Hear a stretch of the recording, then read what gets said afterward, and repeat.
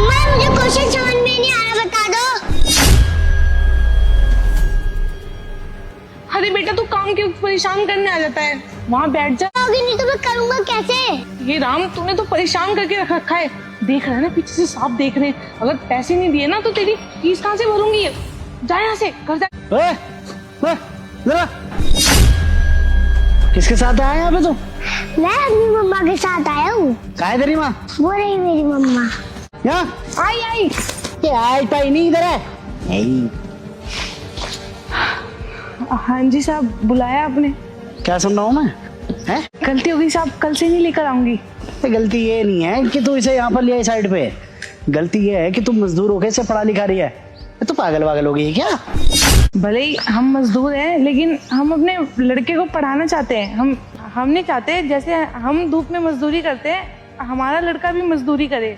हम बस डॉक्टर बने जो गरीबों का इलाज फ्री में करे, बस यही चाहते हैं साहब। अब इसके लिए मेरे को कितनी भी मेहनत करनी पड़े मैं करूंगी साहब, मैं पीछे नहीं हटूंगी। मजाक बहुत अच्छा करती है तू। तेरे को पता है डॉक्टर बनाने में कितना पैसा खर्च होता है? अरे बहुत ज्यादा पैसे लगते हैं। मियाँ बीवी साथ मिलके कमा लोगे ना तब भी इसे डॉक्टर नहीं बना पाओगे। पैसे क्यों बोल रही हो? ये मेरी मम्मा का सपना है, मैं डॉक्टर बनूं और डॉक्टर बन के दिखाऊंगा। अरे बेटा क्या है ना, तू बहुत ज्यादा बोला है और तेरी माँ पागल हो। कम से कम लाखों रुपए लगता है, तेरी माँ के पास 1000 रुपए भी नहीं होंगे। अरे अपनी माँ को समझा कि ये सब करने का फालतू काम नहीं है। देख ये मजदूरी करती है तो जो पैसा तेरी पढ़ाई क्या है कि ताकत आने से ना तू भी मजदूरी करेगा, 4 पैसे एक्स्ट्रा कमाएगा। अरे तेरे को ट्यूशन पढ़ना है तो कोई 100 रुपए वाला ट्यूशन पढ़े ना। अबे ABCD तो पढ़। आप ऐसे कैसे बोल रहे हो? ये जब अपने बच्चे को पढ़ाना चाहती है तो आपको क्या दिक्कत है? और ये कौन सा आपसे पैसे मांग रही है अपने बच्चे को पढ़ाने के लिए? ये अपनी मेहनत से अपने बच्चे को। सपने देख लोगे तो पूरे हो जाएंगे क्या? अबे सपने पूरे होते हैं हम जैसे अमीर लोग हैं, तुम जैसे गरीब हो गए नहीं। और दिन की दिहाड़ी तेरी 400-500 है। अरे 400-500 में तुम दिन का खा। ऐसा है काम धंधे पे ध्यान दे लो, ठीक है? पढ़ाई लिखाई में कुछ नहीं रखा हुआ है पढ़ाने के लिए। अरे पढ़ाई लिखाई में लग जाओगे ना कहीं ऐसे ही मर जाओगे तीनों जाके। बच्चों को ना पढ़ाएं। अब ना वक्त बदल गया है, अब राजा का बेटा राजा नहीं बनता। अगर पढ़ाई लिखाई करे ना तो मजदूर का बेटा भी राजा बन सकता है। शिक्षा का अधिकार ना सभी को। करवाओ बदतमीजी तेरे से, सारे पता लग जाएगा। फालतू बोलेगा तो काम कर ले चुपचाप से। ना 400-500 ना दिन की दिहाड़ी वो भी काट लूंगा। अपनी बकवास बंद करो।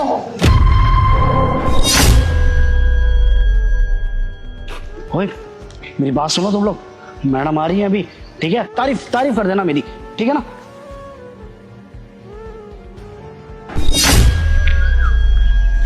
नमस्ते मैडम। नमस्ते। क्यों नहीं पढ़ा सकती अपने बेटे को?